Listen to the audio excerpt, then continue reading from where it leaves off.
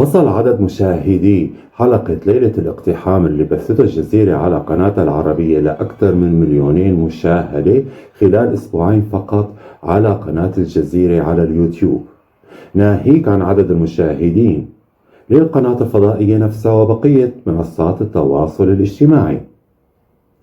الحلقة أتت ضمن برنامج ما خفي كان أعظم، وهو برنامج يعتمد على الإثارة والتشويق وادعاء كشف الأسرار لجلب المشاهدين، وهذه منهجية معروفة في سوق الإعلام.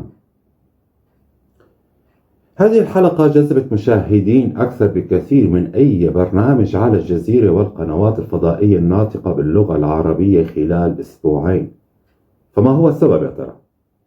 في الواقع ما جذب مشاهدين أكثر بهذه الحلقة أنها تتناول واحد من أكثر المواضيع سخونة وأهمية، وهو العلاقة بين الإسلام والغرب.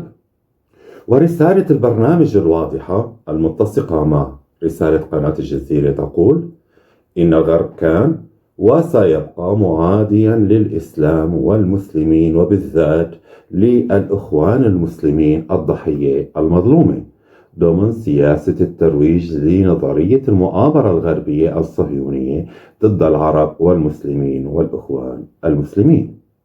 السبب الثاني هو توظيف البرنامج في الهجوم على حكومتي مصر والإمارات العربية المتحدة، والمعروف أنهم على عداء مع حكومة قطر صاحبة قناة الجزيرة والراعية أو الداعمة لحركة الإخوان المسلمين، واللي بنفسها أو بدورة الإخوان المسلمين، حركة الإخوان المسلمين تسيطر عمليا على قناة الجزيرة منذ أكثر من 15 سنة.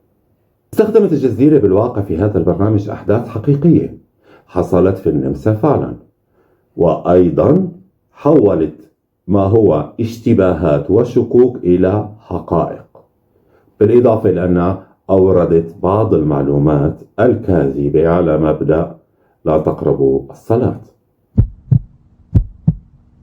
وهون لابد أني أوضح أني لن أستخدم مقاطع فيديو من برنامج الجزيرة تجنبا لسطوة القناة كي لا تحجب الفيديو بحجة الملكية الفكرية، فهي قناة يوتيوب صغيرة ولا يمكنها مقاومة إمبراطورية كإمبراطورية الجزيرة.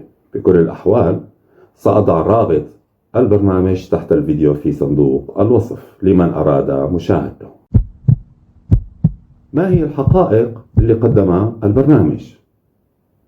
لتحليل ما قدمه البرنامج على قناة الجزيرة ولنكون موضوعيين، سأبدأ بذكر الحقائق التي حصلت فعلا وقدمها البرنامج. أولا، فعلا قامت قوات الأمن النمساوي في 9 تشرين الثاني نوفمبر عام 2020 باقتحام شقق 60 شخصية إسلامية في النمسا، وببعض الحالات كان اقتحامها عنيف جدا وبشكل غير مبرر بأي شكل، ويتعارض مع حقوق الإنسان وحقوق الأطفال أيضا، خاصة وأن بعض هذه الشقق كان يعيش بها عائلات مع أطفالهم. مثلا كان هذا الاقتحام عنيف جدا وخطير جدا على ابنة أحد المشتبه بهم وهو ممدوح العطار.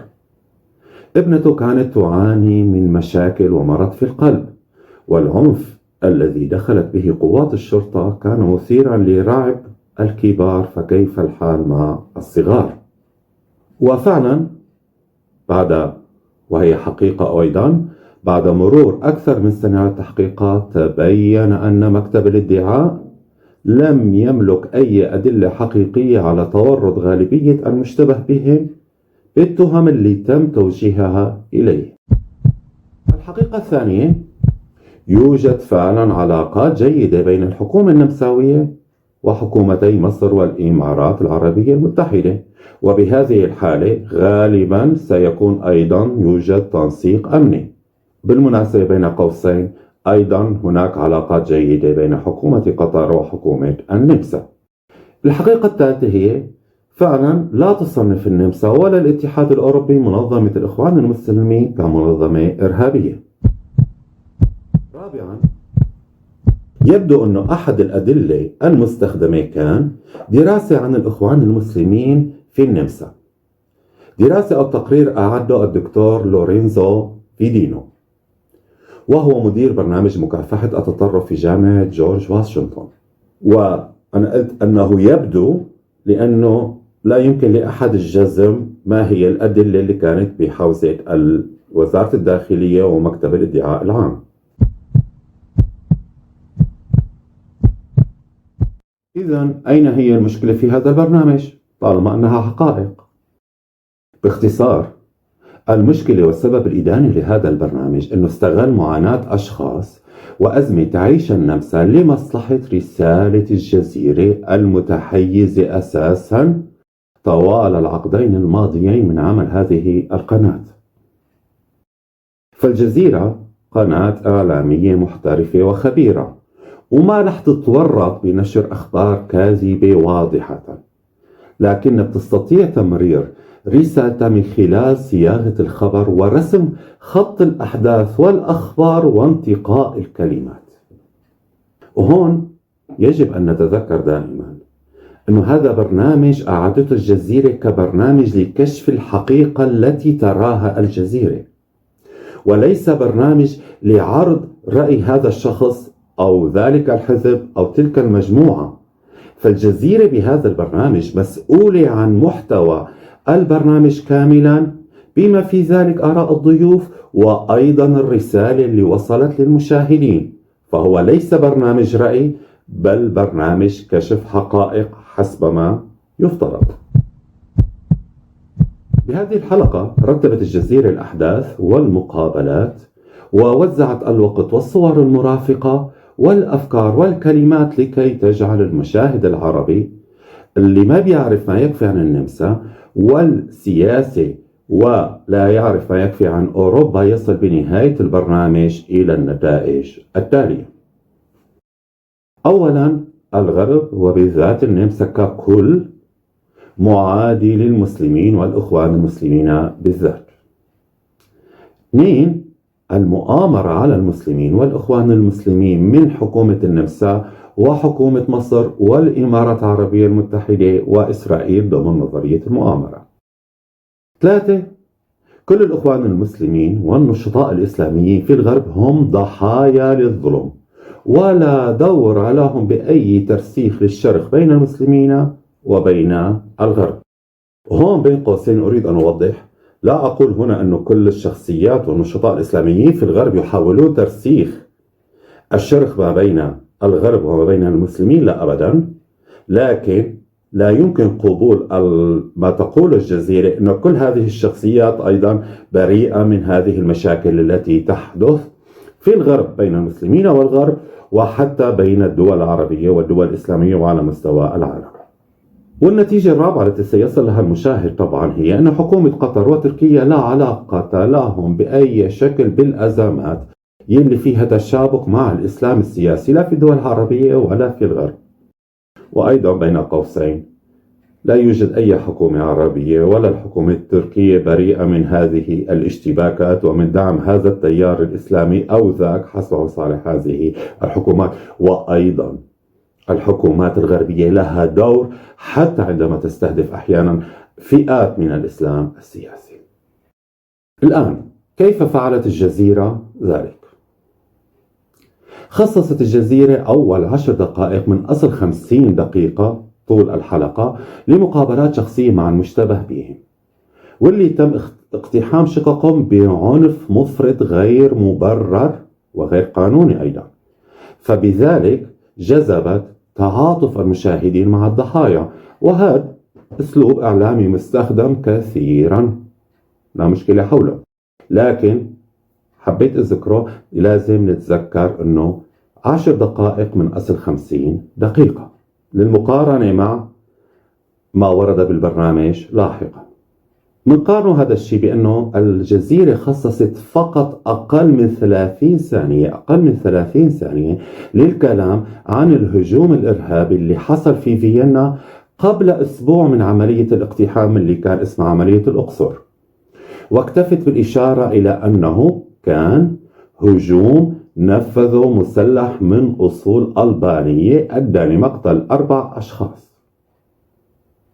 وما تجاهلت أن تقول الجزيرة في المقدمة أو بعد المقدمة أنها لم تستخدم وصف إرهابي لعملية الهجوم أولا، ولم تذكر أن عدد الجرحى وصل إلى 23 جريح، وأن هذا الهجوم هو حدث نادر وغير متوقع في النمسا مقارنة بدول أوروبية أخرى لأسباب كثيرة، منها العلاقات التاريخية ذات السمعة الحسنة ما بين النمسا والمنطقة العربية.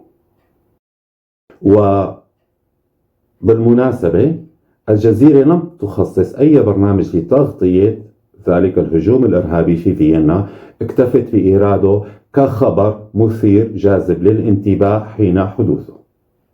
وبنفس السياق، ويمكن ملاحظته أيضا في البرنامج، أن المذيع قال عن عملية الهجوم في فيينا بأنها هجوم إرهابي فقط عندما كان يسأل عضو البرلمان النمساوي السيدة شتيفاني كريسبر، لأن الجزيرة لا تنسى أن تنتبه لمن تخاطب ومن يسمعها، فهي تقدم نفس الخبر لكن بأسلوبين مختلفين. أمام السيدة كريسبر سيقول أنه هجوم إرهابي، أمام المشاهد وفي المقدمة سيقول أنه هجوم مسلح. أيضا ضمن التوزيع الزمني للبرنامج خصصت الجزيرة أقل من دقيقة من أصل 50 دقيقة لشرح العلاقة المعقدة والمركبة ما بين صعود اليمين المتشدد والمتطرف في النمسا وأوروبا عموما، وبين ما حصل في ليلة أو في اقتحام الأقصر أو عملية الأقصر، وأيضا في الهجوم اللي حصل في فيينا، من خلال بضع تعليقات سريعة أخذها المذيع من السيدة كريسبر عضوة البرلمان النمساوي. رغم أنه ما حدث في عملية الأقصر له علاقة واضحة جدا مع طبيعة التوجه السياسي الشعبوي لقيادة حزب الشعب النمساوي اللي كان بيرأسه سيباستيان كورتز، واللي كان مسيطر على الحكومة النمساوية في وقتها في وقت العملية.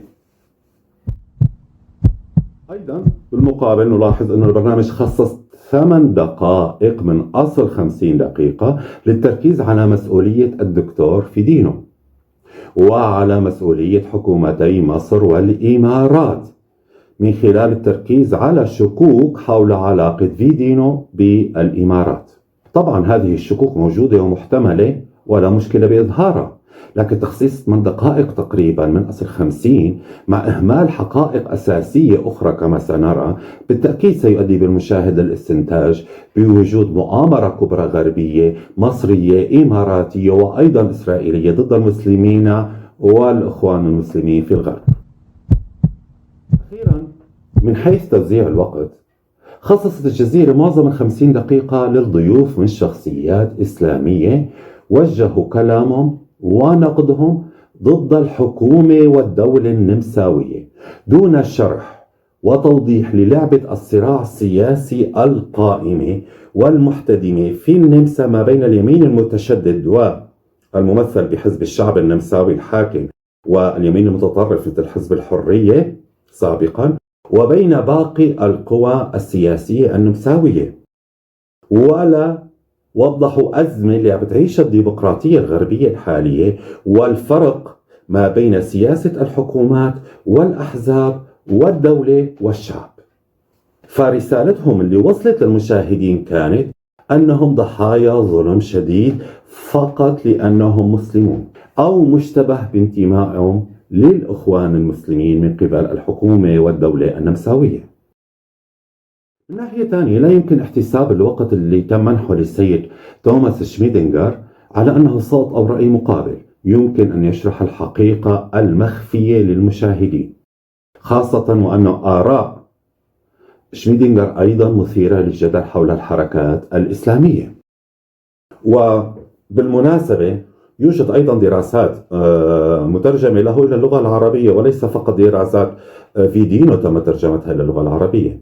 بكل الأحوال ما نقلته الجزيرة من آراء شميدنجر كان فقط حول اسم العملية الأقصر ولماذا وعلاقتها بمصر، وحول موضوع ضعف الأدلة المستخدمة ضد المشتبه به، وعلاقة فيدينو بحكومة الإمارات، يعني ضمن سياق الرسالة الجزيرية. ونلاحظ كمان أنه تم منح الدكتور فريد الحافظ حوالي 6 دقائق خلال البرنامج تكلم بها عن الاقتحام العنيف غير المبرر على مسكنه وتهديده بترك رصاصة على شباك منزله، ولكن الأهم هو أنه أيضا مرر معلومات خاطئة للمشاهدين ترسخ رسالة الجزيرة حول استهداف المسلمين لأنهم مسلمون من قبل النمسا. بقي حوالي 5 دقائق منحت للسيدة كريسبر عضو البرلمان والسيد كنويكر، الذين تم وضع كلامهم بلقطات سريعة وقصيرة جدا مقارنة مع مدة البرنامج، ولم يتم منحهم الوقت الكافي لتوضيح الصورة للمشاهد بشكل موضوعي وعادل. وعلى ما يبدو أن الشخصيتين لم يعرفوا كيف سيتم استغلال كلامهم ضمن البرنامج. الآن، ما هي الحقائق التي أخفاها البرنامج عن المشاهدين أو زورها؟ لم يذكر البرنامج مثلا أن السيدة كريسبر عضو البرلمان النمساوي تلاحق عملية التحقيق مع مكتب حماية الدستور ومكافحة الإرهاب في النمسا منذ العام 2018، لأنه نفس هذا المكتب قام بعمليات اقتحام عنيفة وغير قانونية ضد مسؤولين نمساويين أمنيين لم يكونوا مسلمين ولم يكونوا عرب. بل اكتفى، ومنلاحظ هون أنه مقدم البرنامج اكتفى بالتعريف السيدة كريسبر بأنها مسؤولة عن التحقيق بما حصل في ليلة اقتحام الأقصر بعملية الأقصر ضد الشخصيات الإسلامية، متجاهلا أن السيدة كريسبر مسؤوليتها هي التحقيق في الهجوم أساسا اللي حصل العام 2018 ضد شخصيات نمساوية رسمية. طبعا توضيح هذه المعلومة مهم كان جدا، لأنه كان رح يؤدي بالطبع إلى أنه فهم أوضح عند المشاهد، فأن يتم استخدام نفس الأسلوب الأمني العنيف مع شخصيات نمساوية رسمية لا مسلمة ولا عربية، يعني أنه ما حصل في النمسا في عملية الأقصر ضد شخصيات إسلامية له علاقة كبيرة بالصراع السياسي ما بين اليمين المتشدد والمتطرف وما بين القوى السياسية الأخرى، وأن استهداف الشخصيات الإسلامية لا يعني بأي حال أنه موقف نمساوي سياسي شامل، ولا هو موقف الدولة النمساوية عموما. بالواقع ظهرت رسالة الجزيرة على لسان الدكتور فريد الحافظ عدة مرات، وبدون محاولة من قبل البرنامج لطرح رأي مخالف أو مختلف قليلا. الدكتور حافظ ادعى أن المسلمين لم يعودوا مرحب بهم. لماذا؟ لأنه تعرض هو نفسه لعملية تمييز بسبب موقفه الديني والسياسي، ولأنه تعرض للتهديد، وكذلك لأنه عائلته كانت ضحية الهجوم العنيف جدا من قبل رجال الأمن النمساوي في عملية أقصر، وهذا صحيح. لكن هل استنتاجه هذا صحيح؟ هون في ألف سؤال ممكن يظهر. من ناحية ثانية، رغم أنه فريد الحافظ شخصية أكاديمية وكما قدمته الجزيرة هو من أبرز أساتذة العلوم السياسية في النمسا، كان يجب أن يدرك جيدا أنه هذا موقف حزبين سياسيين في النمسا وليس موقف النمسا، وأن هناك شخصيات نمساوية ليست مسلمة ولا عربية تعرضت لمثل هذا الاضطهاد وأيضا التهديد.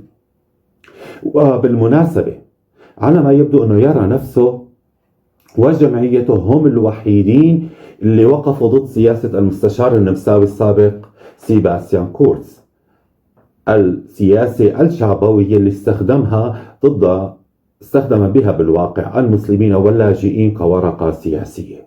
ففريد الحافظ قال أنه بسبب معارضتهم لسياسة سيباستيان كورتز أدرك الحزب المحافظ، هون بيقصد حزب الشعب النمساوي برئاسة كورتز، أدرك هذا الحزب أن هناك مخالفين أو معارضين له، ولم يشر بأي شكل من الأشكال إلى كافة أو الكثير من القوى السياسية النمساوية الأخرى المعارضة لسياسة كورتز ولسياسة حزب الشعب النمساوي الحاكم، ولا أيضا حتى معارضة كثير من النمساويين لسياسة كورتز.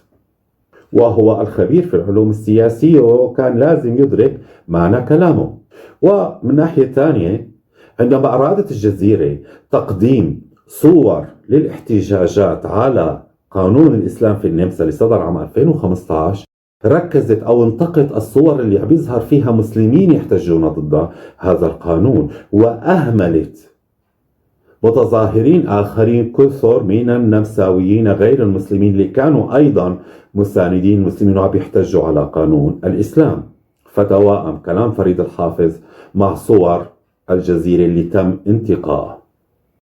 أيضا أحد المعلومات الكاذبة اللي تم ذكرها في البرنامج، ذكر فريد الحافظ أن قانونا لمنع الحجاب صدر في النمسا عام 2018، مع أن هذا القانون المذكور كان قانون لمنع حجاب الصغيرات في المدارس. وهنا فرق كبير بين القول بأنه تم منع الحجاب في النمسا وبين قانون يمنع تحجيب الصغيرات في المدارس. طبعا لا الجزيرة ولا الحافظ قالوا للمشاهدين أيضا أن المحكمة الدستورية النمساوية العليا في نهاية عام 2020 أصدرت قرار ألغت به قرار الحكومة والبرلمان الصادر بمنع تحجيب الصغيرات في النمسا. وطبعا هاي معلومة مهمة جدا أنك تذكرها بهيك برنامج بالذات، لمنح المشاهد صورة موضوعية ومتوازنة عن الوضع في النمسا. ولا يمكن طبعا أن نصدق أن الجزيرة وأستاذ العلوم السياسية في النمسا فريد الحافظ لم يسمعوا بقرار المحكمة العليا النمساوية. بكل الأحوال هي ليست أول مرة تقوم بها الجزيرة بفبركة خبر يتعلق بالحجاب في الغرب إلى أنه حالة عامة، وهيك خبر بياخذوه الإسلاميين ويروجوا له يؤكدوا للناس أن الغرب يكره الإسلام والمسلمين. وبالمناسبة أيضا أثناء كلام الحافظ قال إنه الصحف النمساوية خرجت تقول إنه الشباب المسلم والمحتجين ضد قانون الإسلام عام 2015 مرتبطين بداعش. يمكن هذا الشيء حصل لأنه في صحف يمينية أيضا في عندها سياسة ضد المسلمين، هذا الشيء موجود. لكن هون الجزيرة ماذا فعلت؟ وضعت صورة مفبركة لصحيفة نمساوية يمينية هي الOE 24، عليها صورة لمقاتل يبدو أنه من داعش مع عنوان مكتوب باللغة الإنجليزية يقول عدة هجمات لداعش بسبب قانون الإسلام. المشكلة أن الصورة نفسها اللي عرضتها الجزيرة مؤرخة في 5 أكتوبر تشرين أول عام 2014، أي قبل صدور هذا القانون أساسا، وأن هذه الصحيفة تصدر باللغة الألمانية وليس باللغة الإنجليزية. فأيضا وضعت صورة كاذبة حول هذا الموضوع. الضيف الآخر المهم كان الدكتور أو البروفيسور أنس الشقفي، اللي تم اتهامه أيضا وبدون دليل بأنه متورط أو مع المجموعات الشخصيات الإسلامية في عملية الأقصر. البروفيسور أنس الشقفي قدم تفسير ساذج للانقلابات اللي عم تهز النمسا وأوروبا مع صعود اليمين المتشدد والمتطرف. اختصر المشكلة والظاهرة المعقدة في مشكلة تغير عقليات الأجيال، وأن الجيل الجديد معادي للمهاجرين عموما لأنه جيل عاش الرفاهية ولم يعش المعاناة اللي عاشها آباؤه. وهذا التفسير طبعا ما فينا نقبله أكاديميا وموضوعيا. بكل الأحوال أزمات النمسا بالتأكيد وأوروبا أعقد بكثير من موضوع اختلاف عقليات الأجيال، وأكبر بكثير من جماعة شباب المسلم اللي أسسها فريد الحافظ واللي أثارت كما ادعى حفيظة سيباستيان كورتس والإعلام النمساوي. الجزيرة تحججت أن وزارة الداخلية لم تقبل أن تمنحهم مقابلة، وهذا متوقع بكل الأحوال، ولأنه الجهات الرسمية غالبا متحفظة بمثل هذه الأحوال، والجهات الأمنية أكثر تحفظا، وحتى عندما تعطي لقاءات للإعلام تبقى المعلومات اللي تقدمها معلومات متحفظة وشديدة الرسمية. لكن كان بإمكان الجزيرة وبإمكان البرنامج أن يسأل مسؤولين آخرين نمساويين آخرين عن مشكلة مثلا صعود اليمين المتشدد والمتطرف ومشكلة التطرف الإسلامي أيضا الموجودة فعلا في الساحة النمساوية والساحة الغربية، اللي عم يحاول اليمين المتطرف والمتشدد أنه يضخمها بشكل مبالغ به جدا. وكان مثلا باستطاعة الجزيرة منح وقت أكبر للسيدة كريسبر لتتكلم حول الموضوع، لأنها أيضا هي متخصصة بمتابعة ملف اللاجئين والمهاجرين في النمسا وتصرفات مكتب حماية الدستور ومكافحة الإرهاب النمساوي، وتعارض بسياسة حكومة حزب الشعب النمساوي يلي ترأسها سيباستيان كورتز. فكان بإمكان السيدة كريسبر أن تقدم شرح أفضل على حقيقة ما يجري في النمسا. فحجة امتناع وزارة الداخلية عن التعليق يمكن أن نقول عنه هو فعلا عذر أقبح من الذنب. الآن السؤال: ما المشكلة أن تزور قناة إعلامية الأحداث؟ هذا سلوك منتشر بالإعلام كله. مثلا فحتى لو شاهد هذا البرنامج 20 أو 30 مليون مشاهد عربي، هو مجرد برنامج إعلامي يسعى لجذب المشاهدين من خلال الإثارة والسسبنس وغير ذلك، فلماذا نضخم المشكلة؟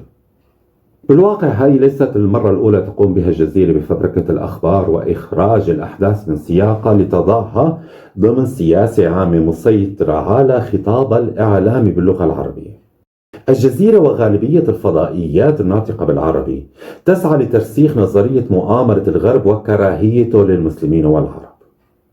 وأنا وثقت بفيديوهات مثلا سابقة على قناتي كيف قامت الجزيرة بتزوير ترجمة التصريحات الفرنسية منذ حوالي السنة بعد خطاب ماكرون حول الإسلام في فرنسا، بل أيضا كيف زورت مقالات صادرة عن أعضاء في منظمة العفو الدولية إلى العربي.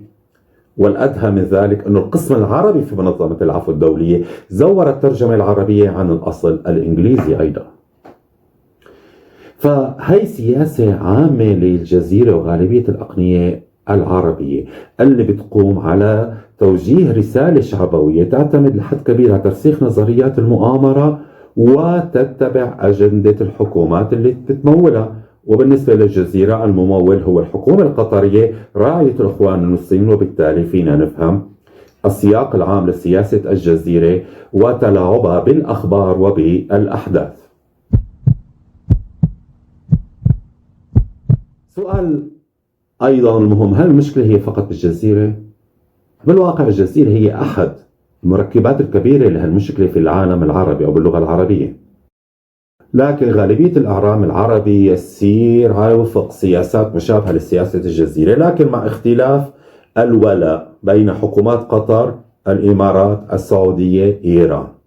والمفاجئ والمؤلم أيضا أن الإعلام الناطق باللغة العربية والممول من قبل حكومات غربية مثل دويتش فيل العربية DW عربي، وفرانس 24 ممولة حكومة فرنسية، وبي سي العربي، وقناة الحرة الأمريكية الممولة أيضا من الحكومة الأمريكية، لا يقومون بأي جهد حقيقي لمواجهة هذا الشحن الإعلامي، بل أنه بعضهم أحيانا بيساهموا بترسيخ هذه الخلافات ما بين الغرب والعرب والمسلمين. ومن ناحية ثانية طبعا الإعلام النمساوي والغربي أيضا ما قام بمهمته كما يجب مع ملف اللاجئين والمهاجرين والإسلام والمسلمين، واستسلم لقواعد لعبة سوق الإعلام والاحتكارات الإعلامية والأجندات. ونحن شفنا حتى أيضا كارثة هذا الإعلام مع كارثة وباء كورونا أيضا. أخيرا اللي بدنا نقوله أن التحدي اللي عم بيواجه العالم كله هو هذا الإعلام الفوضوي يلي عم بيرسخ الاستقطاب والتباعد ما بين الشعوب وما بين الناس في ضمن البلد نفسه، في ضمن البلد الواحد. إهمال تأثير هذا الإعلام الفوضوي كان أحد أسباب صعود اليمين المتطرف واليمين المتشدد إلى سدة الحكم في أوروبا وفي أمريكا، وأيضا ساهم في صعود التطرف الإسلامي والإرهاب الإسلامي. نعم، حرية الرأي والتعبير حق أساسي للبشر، لكن تشويه الحقائق هو مشكلة أخلاقية ويجب أن تكون بالواقع مشكلة قانونية. الجزيرة لاعب كبير وأساسي في زيادة الهوة بين الشعب العربي والمسلم وبين الغرب، مثل بقية القنوات العربية، فهي ليست الوحيدة. ويبقى السؤال: من يستطيع الوقوف في وجه إمبراطورية إعلامية مثل الجزيرة، خاصة مع فوضوية العمل السياسي الغربي وفوضوية أيضا الإعلام الغربي وانقسامه ما بين أيضا الانحيازات والأجندات السياسية. لا تنسوا الاشتراك في القناة ومشاركة هذا الفيديو. يمكن يوصل عدد مشاهدات هذا الفيديو إذا وصلت إلى 2000 مشاهدة مقابل المليوني مشاهدة اللي وصل لها برنامج الجزيرة، فهذا رح يكون إنجاز كبير لقناتي الصغيرة والمتواضعة هاي. شكرا لاستماعكم، كان معكم علاء الخطيب، إلى اللقاء.